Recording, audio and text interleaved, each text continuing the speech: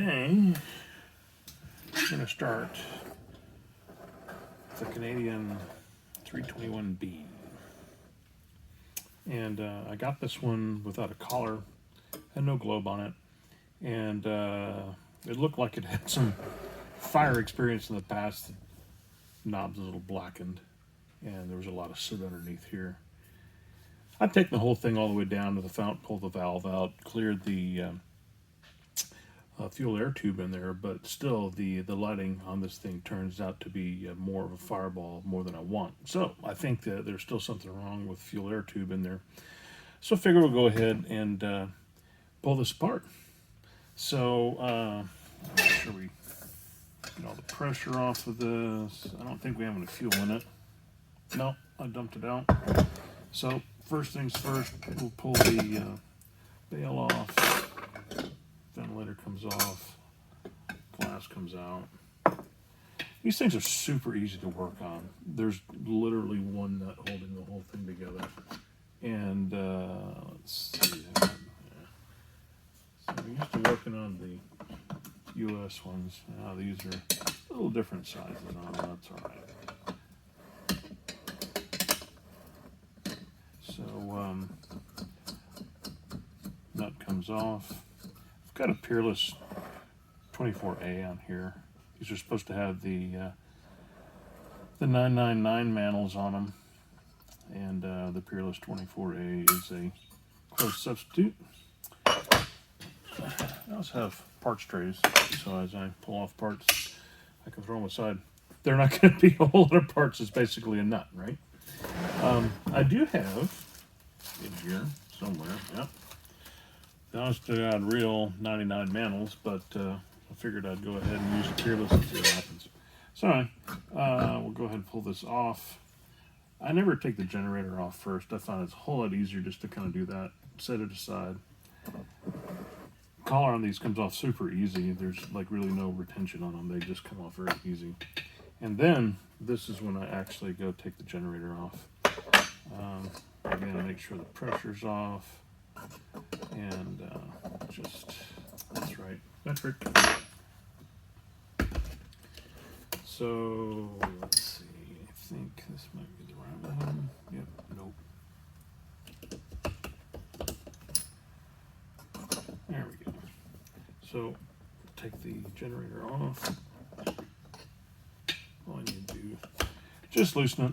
And reassembly, this is the way I reassemble also. Is that I'll just go ahead and put the generator on. With these, you gotta turn it up to release the eccentric because it's all part of the same valve. So yeah, so they've got a little spring clip behind them. Screw in there. I'll grab a screwdriver here. Take this off.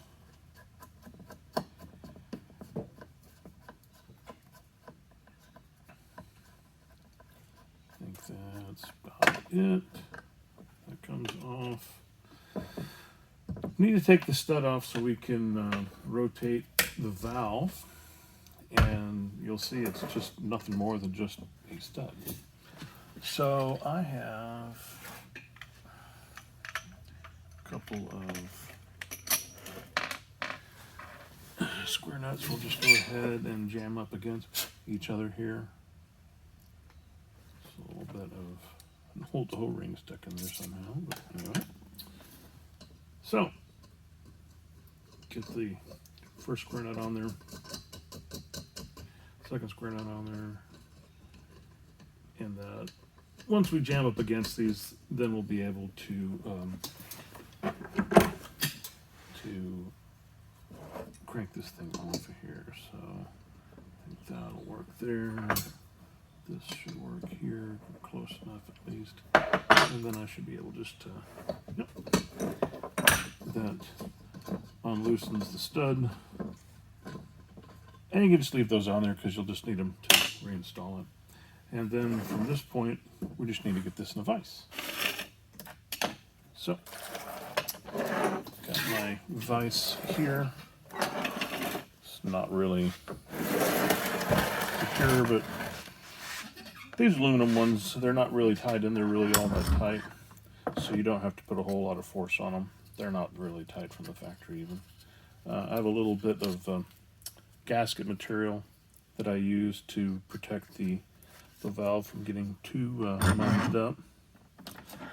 But yeah, a little bit of force on there, and then we'll just maybe a little bit more. Try again. I don't think I got this all the way down there as far as I should have. Let's try this. There we go. And off she comes. So you just basically kind of got to get a little bit loose. Once it's like that, you can pull it out of the vise. Slide that back over. And then you just spin that valve out.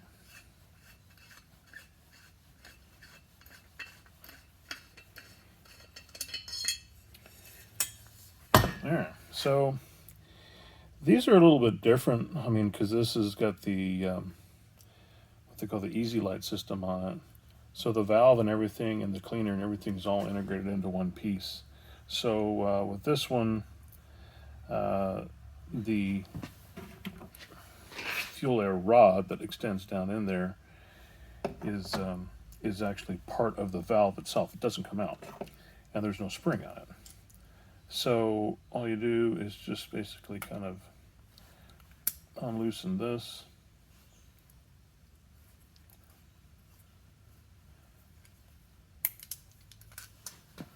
If you can't tell, I've got a magnetic tool holder here which helps keep the pinch a little bit clearer.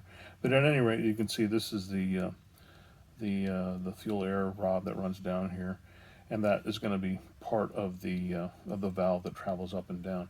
If I take the valve stem out by removing this clip, then I can pull it out. But this whole eccentric block and the valve is all one piece, all the way down to here. But this ends up going into the citric acid bath, or in my case, I'm going to use vinegar and, I just realized you can't see me, vinegar and a salt solution, and we'll let it sit there overnight, and hopefully this will clear it out. It doesn't appear to be any kind of blockage in there. I've already run it through the ultrasonic cleaner once, and it sat in there for a while, and it seemed to be free and clear, but it doesn't seem to be working quite as well as it should with the amount of fireballs I've been getting. So we'll see how it goes, and maybe in the next installment here, you get a chance to see this start up without causing vast amounts of flame. Thanks, and thanks for watching. Keep them lit.